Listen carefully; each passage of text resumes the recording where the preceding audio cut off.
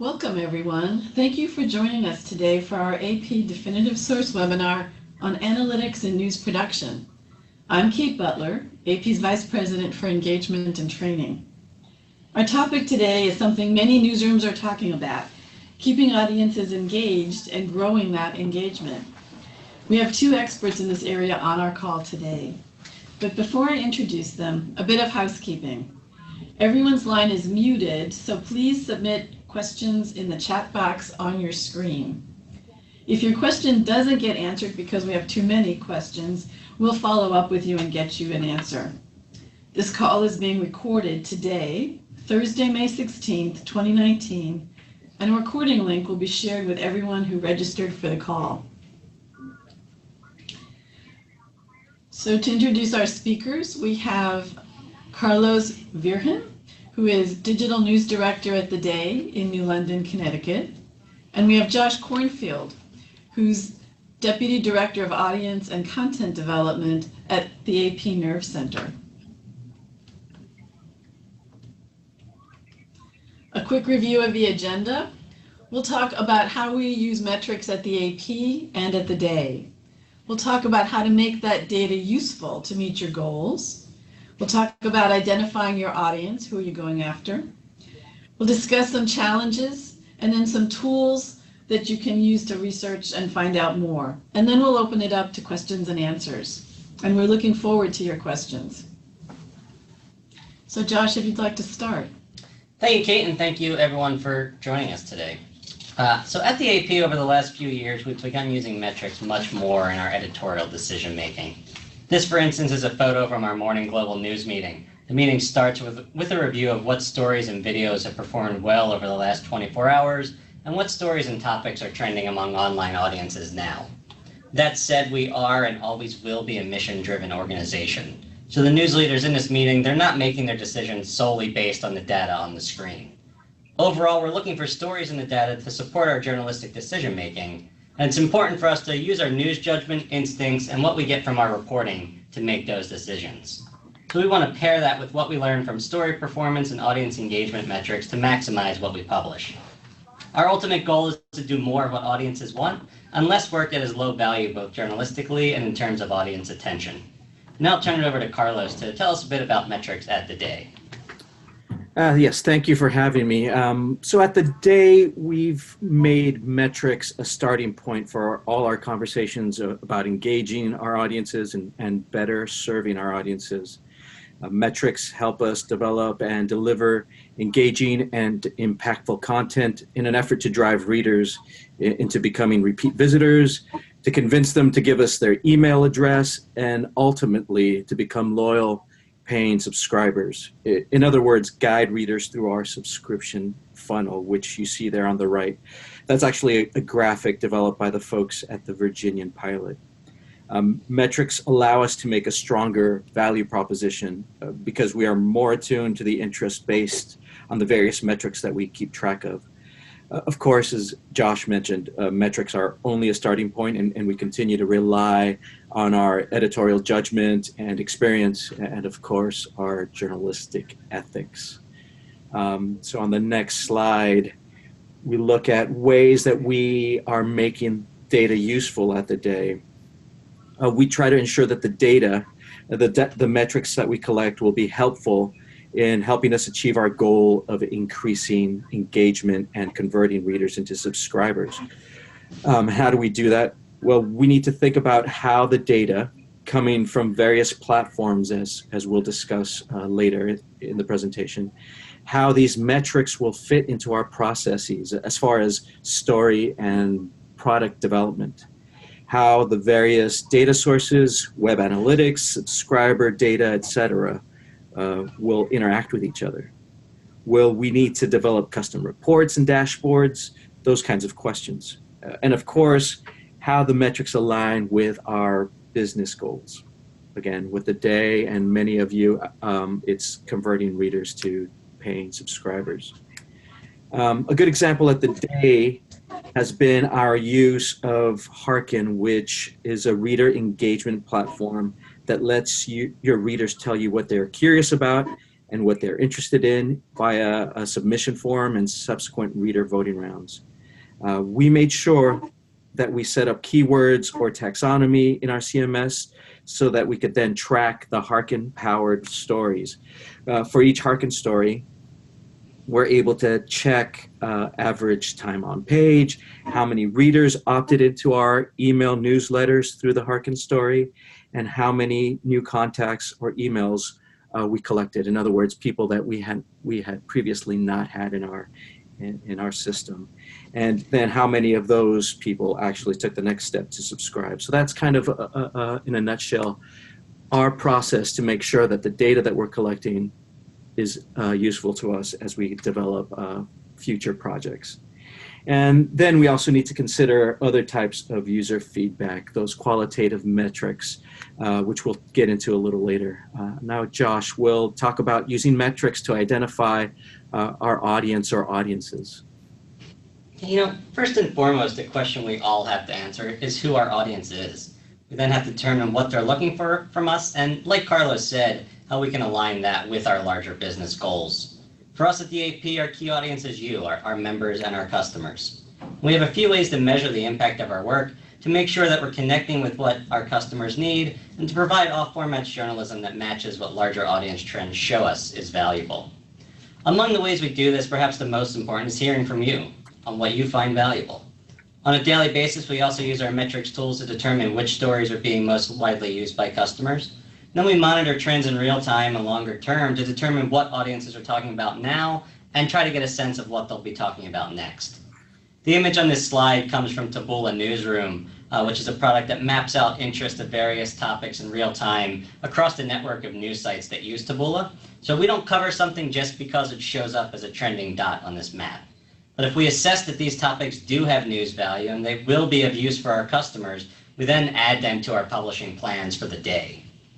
You know, those are some of the bigger picture concerns we think about, and Carlos can now talk a bit about what this looks like in action at the day. Right, so at the day, we use a number of platforms, a number of vendors to keep track of the various reader metrics that we are interested in. Many of you may be familiar with some of these, especially Google Analytics. For us, Google Analytics is the baseline for most of our metrics, and data from Google Analytics is connected with at least a few of our other platforms. It's our spell check, if you will. Chartbeat, which screenshot you see there on the right, is our live at the moment snapshot of our site. It lets us know what is trending, where people are coming from, and it facilitates quick editorial decisions like placement of stories on our site. It might suggest content that needs a social push, etc. Next is Metrics for News, which is a product developed by the American Press Institute as a platform for newsrooms to get insights that help identify engaging content and topics that help newsrooms drive digital subscriptions. It pulls in data from our Google Analytics account as well as from our Facebook and Twitter accounts. It ingests our content feed as I believe it's an RSS feed, and it looks at metadata such as categories, bylines, keywords, and taxonomy that then allows us to analyze our content in numerous ways. I'll get into a little more detail about Metrics for News in a bit. Next on that list is CrowdTangle, which is a platform owned by Facebook that allows you to analyze Facebook, Twitter, and Instagram content. It lets you see how well your posts are performing as far as interactions. It lets you output useful reports that you can share with Newsroom and your social media team. And I think more importantly for us has been the ability to compare the performance of our social strategy against other similar organizations, news organizations with roughly the same amount of social followers as us. It's also a great tool to surface trending stories and topics that are popping up in social media. And it's helpful for editors and reporters in developing possible story ideas, as well as making it easier in identifying possible sources. Then as far as the qualitative data, which I mentioned earlier, that kind of feedback, those phone calls, surveys, and in-person conversations. At the day, an upcoming project that I have for myself is to come up with a system to collect this information. This information that we all get. It's comments on our site, it's comments on our Facebook page. Perhaps it's a form that feeds into a spreadsheet that people from various departments can then enter basic information about the feedback, whether it's our customer service department, and then we could encode it and make the data actionable. What insights might we find there? In addition, in the next few weeks, we will be launching a reader survey through the American Press Institute as part of our use of their Metrics for News product. The survey will ask readers about their news consumption habits and the topics that concern them the most. This data will then be analyzed and cross-referenced with the user data that's already being collected through our Metrics for News application, and to further refine our understanding of what our users are looking for, what they need. It's a way for us to develop, strengthen our coverage and use products using the data. Other ways to collect user feedback for us has been through in-person events like topical roundtables, and most recently for us has been our use of Harken, which I mentioned in a previous slide. On the right, you see a snapshot of our Harken dashboard. As mentioned before, Harken allows us to ask our readers what they are interested in, what they would like us to report on, and then also involves a voting round so that they can vote on their favorite question. We also have the ability to group the submitted question into topics, which again gives us a good sense of the kind of stories that might drive engagement on our site. So Josh mentioned earlier about identifying audiences. That's definitely one of our challenges as we undertook the implementation of these various data tools in our newsroom. You're looking at a screenshot of our Metrics for News dashboard, which I talked about previously. Our Metrics for News account is connected to our Google Analytics, and again, connected to Facebook and Twitter. And as we integrated it into our workflow, we identified topics and categories of stories and the elements of stories that we wanted to track. For us, that meant segmenting our readers into readers coming to us from social media, local readers, subscribers, and readers that have registered on our site. For us, that means a reader that has given us an email address at some point. Additionally, using Google Analytics, we can see our audience segmented by various demographics such as age and gender. We can then identify the topics and the stories that resonate with these various user groups. And of course, what doesn't resonate. And then maybe be able to develop new products such as newsletters and or podcasts, etc. For instance, maybe we see that while our high school sports coverage only performs about average across all our readers, we might see that it is especially engaging with our younger demographic. And perhaps that's a launching point to develop a high school sports email newsletter or podcast or a video series. Josh and I will give you a few more examples later about how we've used metrics to make additional editorial decisions. And the next slide is an example of the kind of metrics that we are tracking in our newsroom. We talked about the engagement index that is tracked in our Metrics for News dashboard. That metric is measured across the various reader segments that I just talked about. The engagement index is actually a blended metric that looks at data from Google Analytics to measure time on the page, local readers, social media interaction, comments on our site. And that's actually for us, we weight it towards local interactions. Next down is conversions. What is driving our readers to the next step of becoming a paying customer? And then also looking at the content that is engaging already with our current subscribers and that helps us build that trust that already exists, strengthen the trust and loyalty. And we also look at it as a proxy for content that is driving subscriptions. User interest based on this engagement index that I just mentioned, also based on research and surveys, in-person events, submissions to our Hearken feature, then looking to see what opportunities present themselves for new products, again, like newsletters or verticals.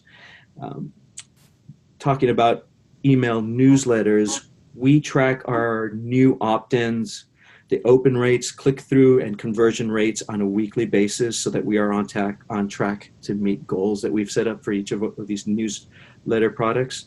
It is also an opportunity to do some testing based on these rates, testing of subject lines, formats, and lengths once we've segmented our lists.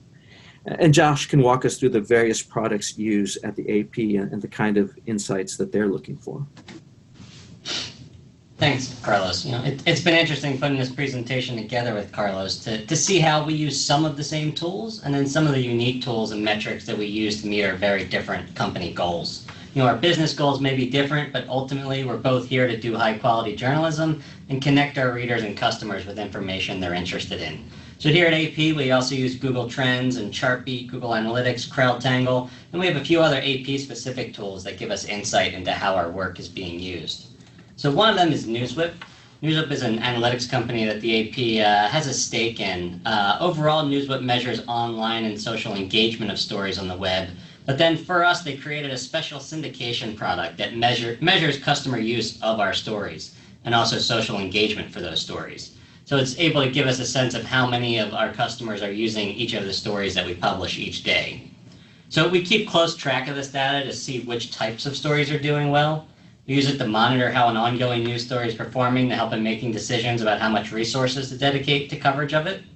For instance, if we see interest in a particular topic waning, we may decide to pull resources off that story for tomorrow. That then allows us to reposition those reporting resources to a story that's getting more attention or into digging into something else to try to break news. We also use NewsWhip to get a sense of how a story performs depending on the time of day and week that we publish it. And NewsWhip also allows us to see what other angles and stories from other news organizations and competitors are doing well, so that we can compare ourselves and consider changes for future coverage of that issue or type of event. Another tool that we have is just download metrics from AP Newsroom, which is our key platform for customers to see what we're publishing on the wire. Another one is Teletrax. Teletrax is a tool that tells us what video is being used by customers.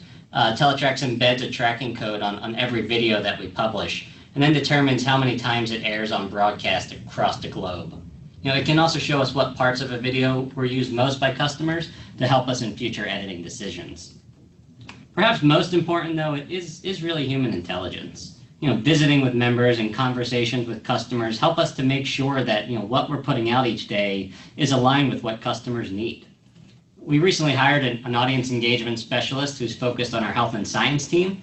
She's very keyed into the performance data about those stories, but it's really been more valuable for her to connect with customers and potential customers to make sure that our work is meeting their needs. She then combines what she learns from those discussions with the data from NewsWhip and Newsroom and Chartbeat and Google Analytics, and then that's the information she delivers to the editors on the health and science team. And together they work to put that information into the most useful context for our journalists. So zooming in a bit, I want to talk for just a couple minutes about how we use some of these tools in both for real time and then some longer term planning and development. So among the tools we use in real time, we put a lot of attention into headlines. We use Chartbeat's headline testing tool to test alternative headlines to increase click-through rate on our AP News digital products. Then what we learn from those tests, we then use to improve the product that we're delivering to our customers. So if we see that a headline is doing better than another on AP News, we're then able to put that on the story itself and republish that so that customers can benefit as well. So we see from our story performance in real time how that focus on headlines can improve story performance. I think we all know it. If a headline isn't engaging, if it doesn't work on your platforms for social and for SEO, then the story itself will often just be ignored. Among the other things we focus on in real time are our social promotion efforts. We pay attention to what stories we publish are doing well on social, and then use that information to inform the approaches and the angles that we take. And when we see a story is underperforming on social, that's another signal to us that this story may need to be improved. And lastly, for us, I would just point out, how important photos are for us to help tell the story and get people to read farther. When we see a story underperforming, considering changing that lead photo is right up there with updating the headline. So longer term, we work with our news leaders around the AP to keep track of performance metrics of stories, to see what's working from their team and then what isn't. It sounds simplistic, but it really does come down to doing more of what works and less of what doesn't. Some of these decisions are easy, but some do require a deeper analysis. Depending on the type of story, quote, good is a relative term. A story about a famous celebrity doing something shocking or a bizarre crime story is almost always going to perform, quote, better than a story about a city council resolution. So, the numbers matter, but it's just so important that you not base your decisions solely on raw numbers, and that you understand the context behind them, and then the value to your brand of the decisions that you make. Going a little bit deeper, among the things that we've cut are what we consider, quote, turn of the screw stories. Some crime news without compelling details, and hyper local news that's valuable only to a limited audience. We put a lot of attention on reviewing our state reports to make sure that we're investing our resources in covering the stories that will be important to customers. When our state reporters are considering a time-consuming story, it's important that they consider whether it's a story of wide interest or has a strong accountability angle. And when it doesn't, we do push them to do something else. So on the right here is a story by Andrew Welsh-Huggins, our law enforcement expert reporter in Ohio. Andrew could write about the opioid epidemic in Ohio, every day. But, we decided that it was more valuable for him to think bigger and aim for the more ambitious story that would be valuable for more customers around the country. At the same time, we realized that, some of our customers do have a need for more volume, and we can't lose track of that. In the same way that some news organizations publish certain stories to meet traffic goals, we do work to ensure that we're feeding the wire every day with the right volume of news to serve their needs. So one key takeaway before I turn this back to Carlos, at the end of the day, we really do make sure to leave these decisions in the hands of our journalists. From here at headquarters in New York, we put a lot of emphasis on data and measuring the report, but ultimately we make sure never to let the data override what our journalists in the field are seeing and what they believe is valuable. We put a lot of emphasis on never letting the numbers override our mission to produce valuable accountability journalism. And Carlos also has some good real-world examples from the day. Yeah, so when we started to implement metrics for news, we had to decide what metrics we wanted to keep track of, and what segments of our readers, which I talked about earlier, and then what elements of our content and other aspects of our publishing cycle we wanted to measure. Early on, we decided that we wanted to find out how our publishing schedule affects our engagement score for stories. So we started to look at how topics and specific stories perform during 4 broad segments of the day: early morning, afternoon, and evening. It turned out that early morning, 12 a.m. to 6 a.m., and evening, that evening period of 6 p.m. to midnight, was showing had content that was underperforming regularly. So now we make an effort to publish as much of our content during that 6 a.m. to 6 p.m. window, even if that means holding a story until the next morning, except for big breaking news, obviously. In fact, we've started to hold our enterprise and in-depth packages based on the data. We've started to hold some of these packages for Monday or Tuesday. Again, we saw the increase in engagement on those days instead of the typical Sunday package. That makes it difficult, of course, because we still have a paper that we need to fill on Sunday. So we're kind of experimenting with publishing shorter previews on Sundays that push readers to the full package on Mondays. Still kind of a work in progress. We've also done some work around newsletters based on the data. In the next slide, we have an example of how we used insights from our metrics to create newsletters. Up until recently, all of our newsletters had been automated and were produced by our marketing department. We looked at the data they provided the newsroom, looking at the open and click-through rates of all those automated newsletters, and saw that the highest performing topic was business. We also saw in our metrics for news dashboards that business stories, specifically stories about restaurant openings, general new local business stories, and profiles of local business owners and entrepreneurs were all performing above average. To us, that presented an opportunity to build on that segment of our readers. We asked one of our business reporters, who was already producing those types of stories, to take over production of the business newsletter. The business newsletter was redesigned and rebranded, and it is now curated by that reporter, and it incorporates her voice as she introduces readers to the week's business news and injects her personality throughout with her own observations about the local business landscape and other business-related topics like jobless rates, etc.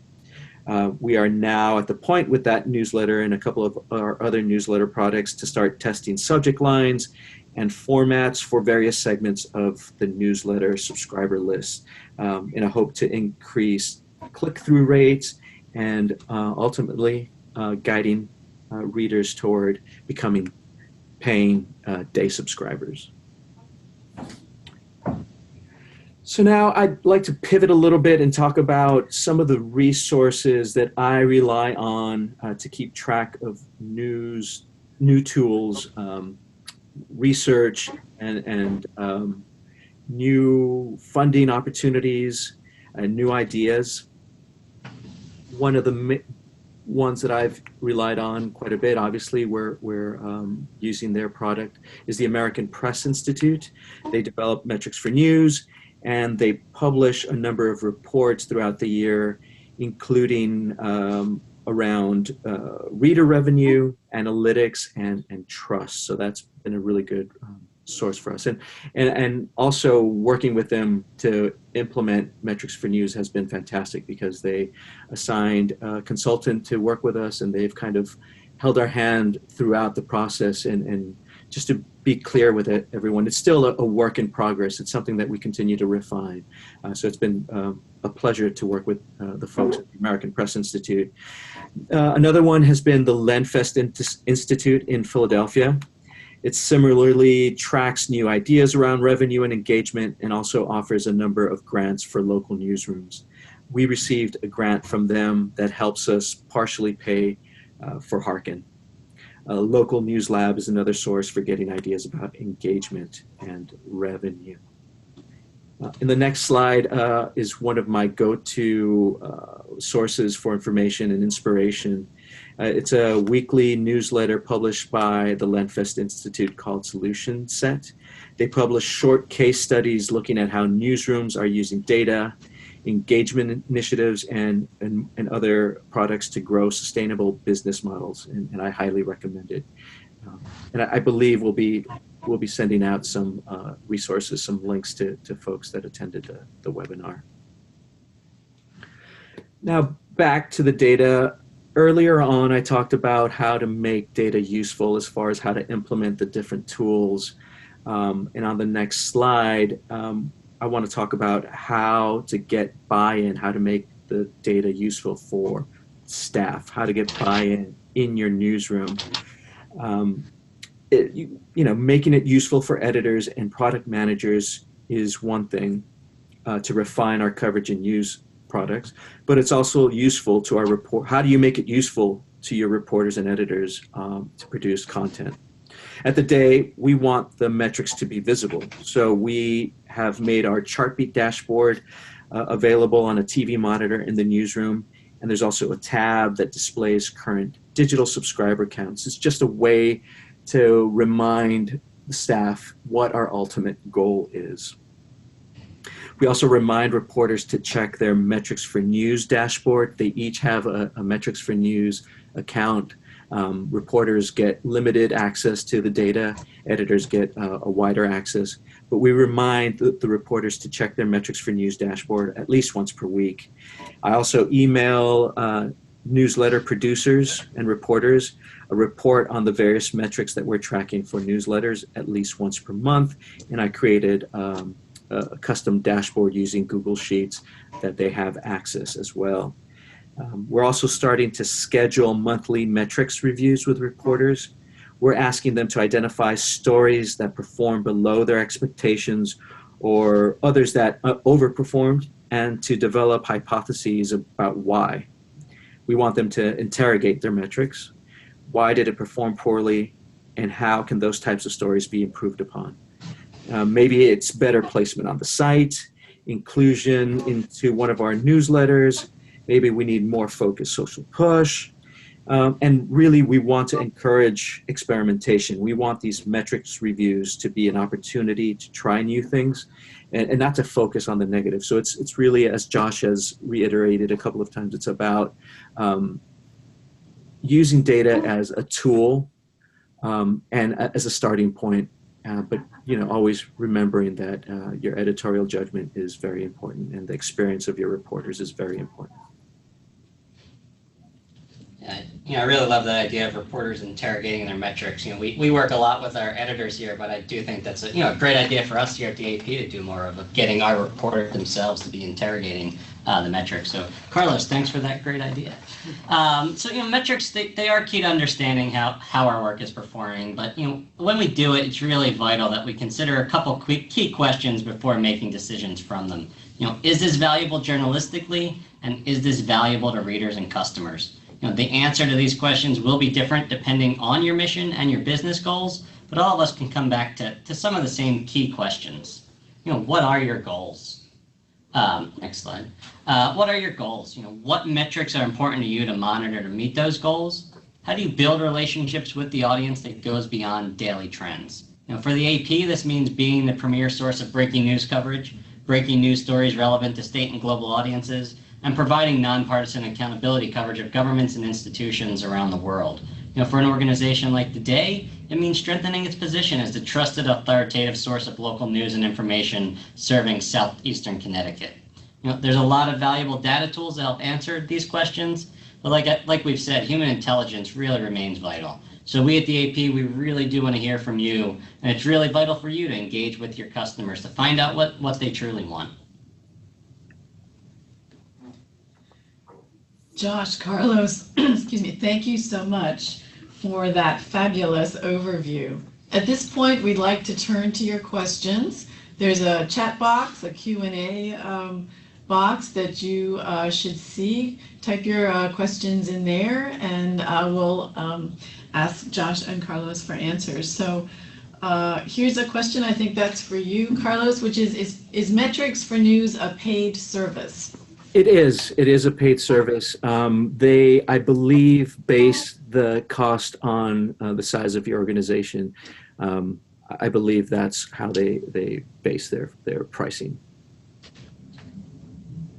I think it has to do, I believe it has to do with page views, but it definitely worth giving them a call and setting up a demo. Great. And another question is, in terms of determining the optimal publishing time, how is underperforming content measured? By page views, syndications, social engagement? That's probably a question for each of you. Why don't we start with Carlos?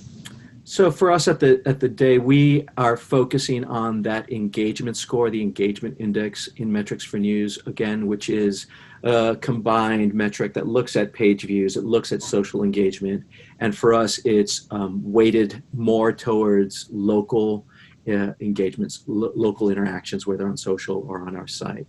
So that's how we are identifying those underperforming stories. Yeah, and for us at the AP, I think it comes down to pickup of stories by customers. So comparing the pickup of a story compared to a similar one, depending on the time and day that we send it. And then from there, from NewsWhip, we also get a sense of social engagement, which we can compare by time. One thing we are working on now is a more combined report, collecting more of our data on individual stories into one place. Carlos mentioned one of the things he was speaking about is something was a work in progress, and I think that's true for all of us, and it's not something to be afraid of. The fact that we have to be constantly innovating and constantly coming up with new tools and ways to collect that information and share it. So we have a lot of information, and even here at the AP, we still have a lot of work to do to put that together to use it every day. Okay. Another question is, have you experimented with content targeting in any way? Any thoughts on that as a strategy? This is Carlos. I think that's what we're, if I understand correctly, we're trying to target content based on reader affinity, the kind of content that they're interested in. So for us, an example is our newsletter products. We're finding those segments within our metrics that we're finding segments that are engaging with content and then building products around that. We're not, I don't know if you mean targeting is specifically being able to target a reader as they're on the site, which we're unfortunately not able to do. Here at the AP, we're not creating any distribution campaigns on AP News digital products for content targeting. We obviously pay a lot of attention to make sure that we are covering topics, whether it is health and science coverage or entertainment coverage or sports coverage that our customers find useful. And then, I would think that many of them they have the ability to use that content, in advertising, in marketing campaigns. But here at the AP, that's not something we're doing specifically on the digital side.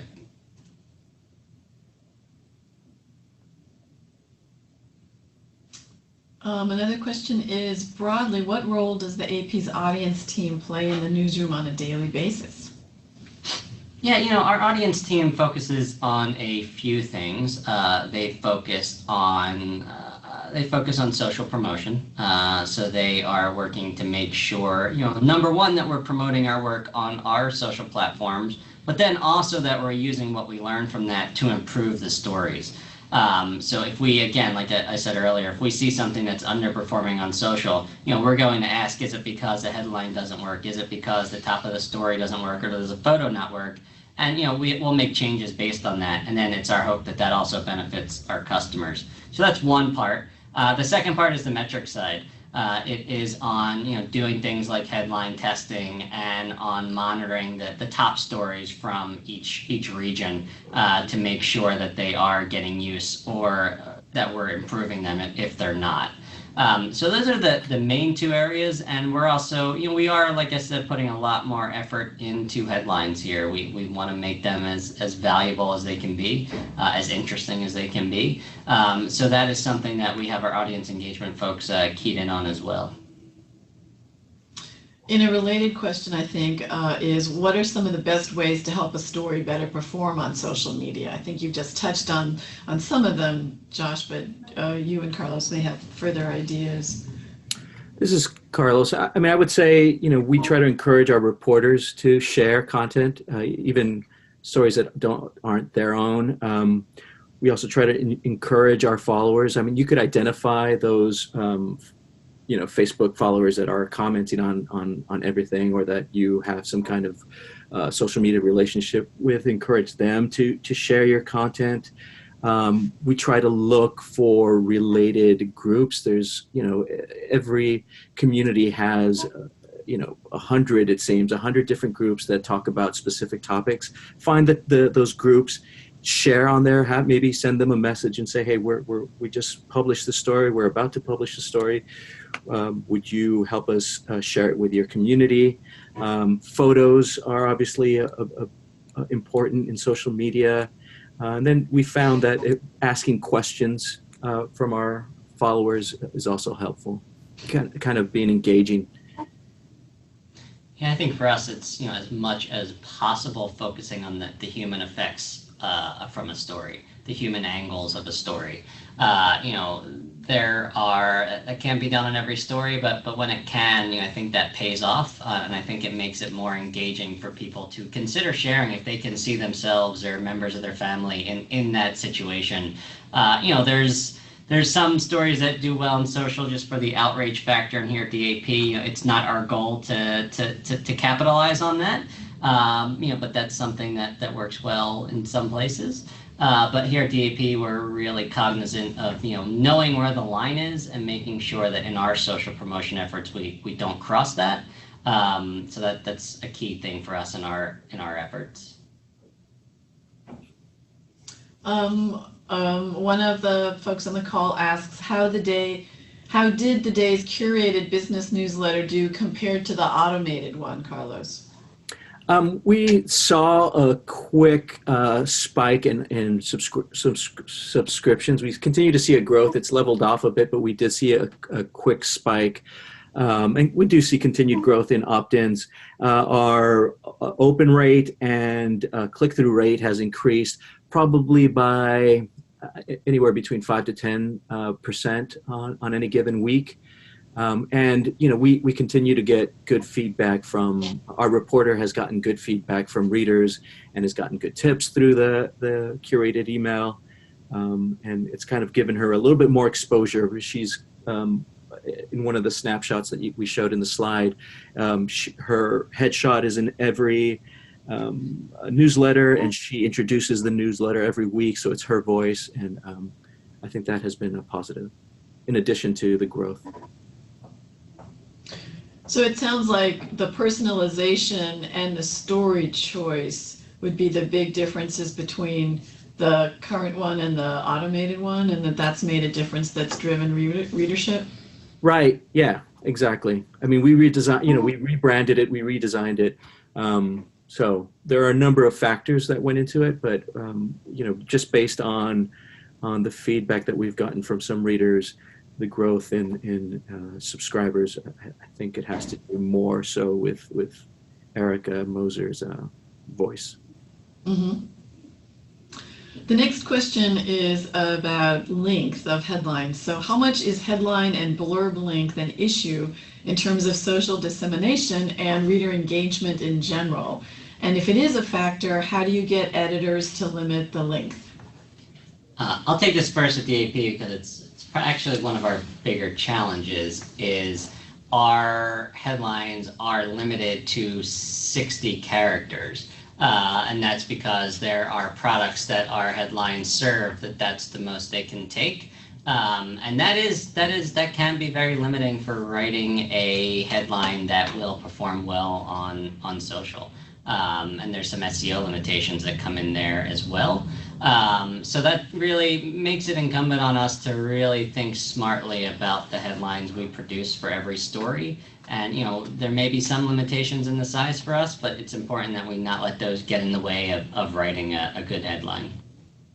Yeah, I will say that the question about social is also important too, because in Facebook, for instance, when you copy and paste a headline into your share box, it pulls in the headline, it pulls in the thumbnail, and you know, if it goes beyond a certain length, and I don't remember what the length is, it does truncate it. So those are things to consider.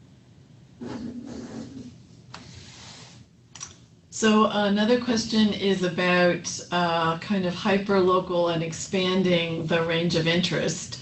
As a hyperlocal news station, what advice can you give to engage other listeners that don't necessarily live in that town?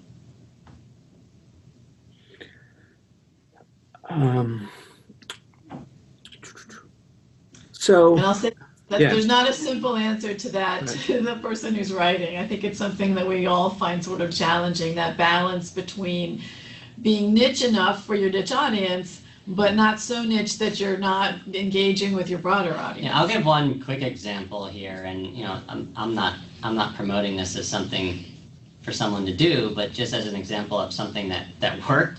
NewsWhip, the company I talked about, they found that for the first quarter of the year, the most shared news story of any news story was about basically a child being abducted.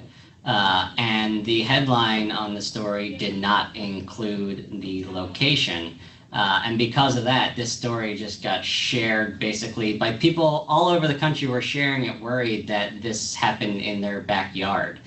So that's, that's the way they did that. However, like I said, I'm not saying we should do that because there's danger in there, and that is not serving your customer by worrying them and scaring them into thinking that this is happening in their backyard when it's not. So overall, for hyperlocal, I do think it's tough to make something happening in one small town, a single event, interesting outside of there. But in thinking about the topic itself and the larger issues that it connects to, I think that's the way to connect it with a more global audience. Going back to that Ohio opioid story that I mentioned, that could have been just a story about one event in Ohio, but instead it became a reported story about something happening, across the country. And while your overall goals may be devoted to hyperlocal news in your town, that doesn't prevent you from doing great journalism that can resonate outside of it. Carlos, any additional thoughts on that?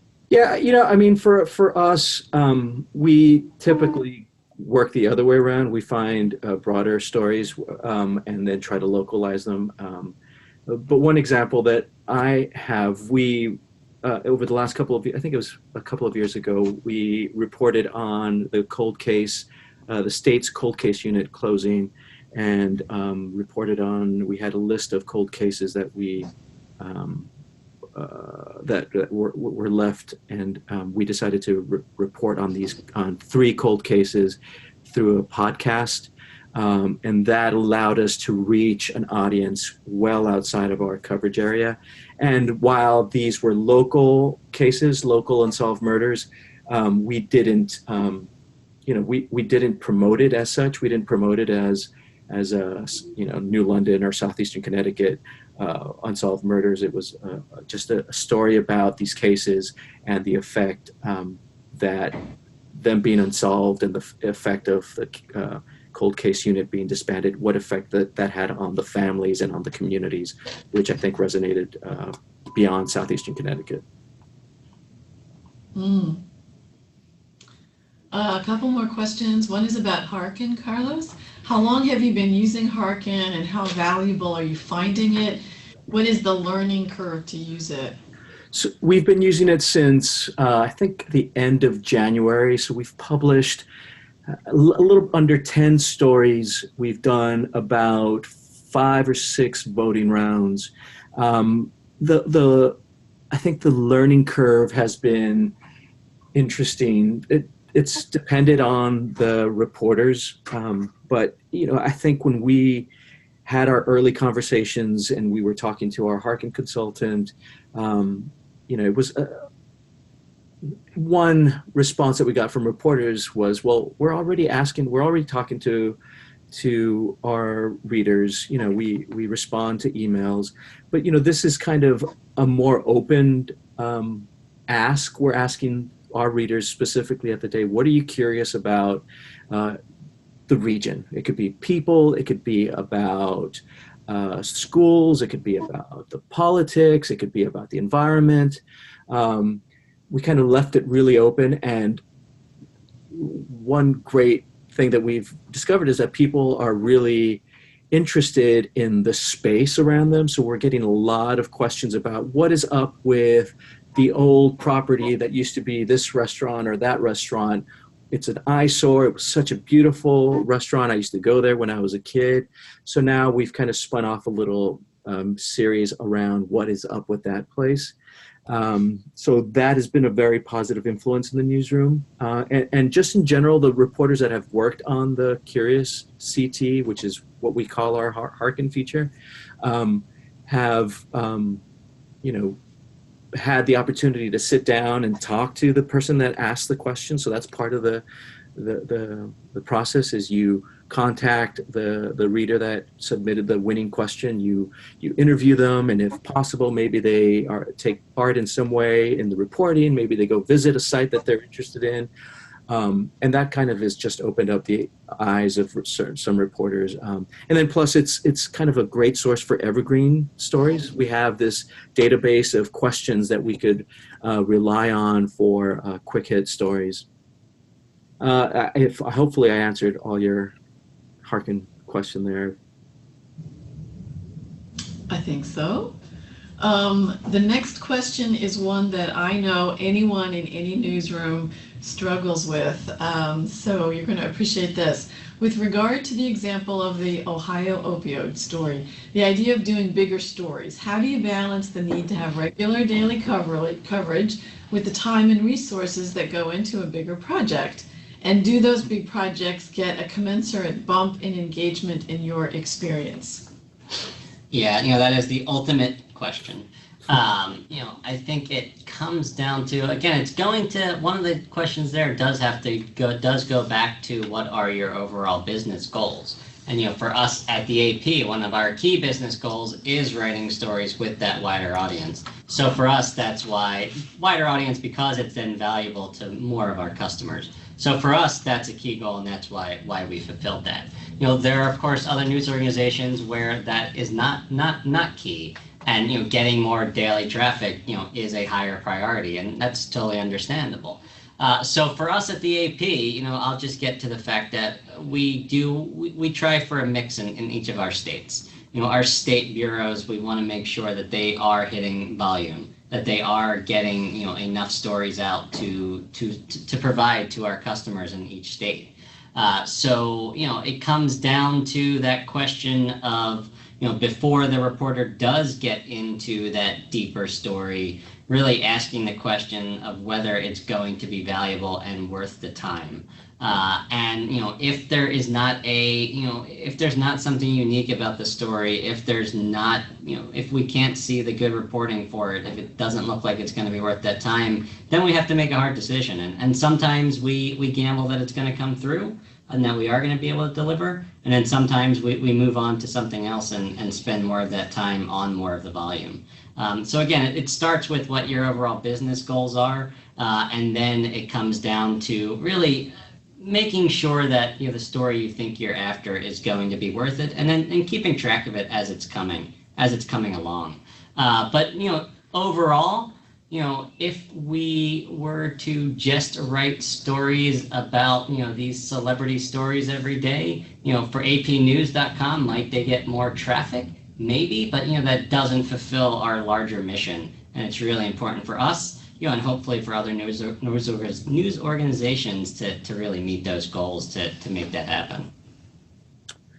Yeah, at the day, we're in the process of reassessing some of these questions. The idea of how do we tackle some of these more impactful stories, and then maybe move away from I think Josh called them turning of the screw stories, those process stories, incremental stories, because we've found that the stories that answer questions that our community has are the stories that that are driving people to our site, that are driving people to subscribe. So for us, we're lucky that our newsroom management is very keenly aware of that kind of dynamic and very open to trying things.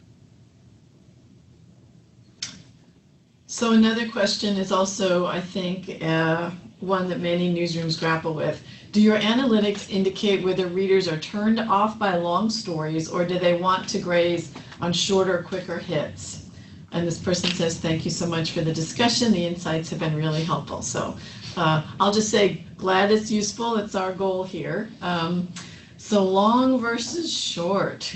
I think for us, it comes down to, if it's long, is it good? Does it need to be long? We certainly see, we can publish for us, long is anything more than, I would say, 1,500 words.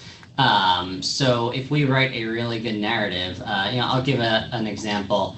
a month or so before the Mueller report came out, we put together a really good story that basically tied together everything that was already publicly known. And that story, that had massive traffic to it. And not only massive traffic, it also had really great engagement with people digging down deep into the story, because it was a well-written narrative about something people really cared about, and they read it. People read it all the way through. At the same time, there can be an enterprise project that people work months on and know that the same engagement doesn't happen. People don't go deep with it. So when you do those stories, I think it's important to think about, the various audiences. There's going to be an audience that does want to read deeper, but then there's also going to be an audience that only wants the facts, only wants things given to them in a quick way. And we're trying to do more here with presenting those stories in both of those formats. Yeah, at the day we've seen, definitely the longer stories, if they offer useful information, if we're answering questions, if we are giving our readers information that they can use, they are willing to read through a longer piece. Our most recent Curious CT story was about tax revenue and tax revenue and expenses in the state of Connecticut. And the reader that asked the question had these multi-layered questions, and it required us to look, collect data and produce data visualization. So it ended up being a lengthy piece, and it included conversations with economists, it included conversations with the question asker, but it was one of our more engaging stories in the last month. Again, I think because we were answering a question, we were trying to give people the information that they in this case directly asked us about. Okay.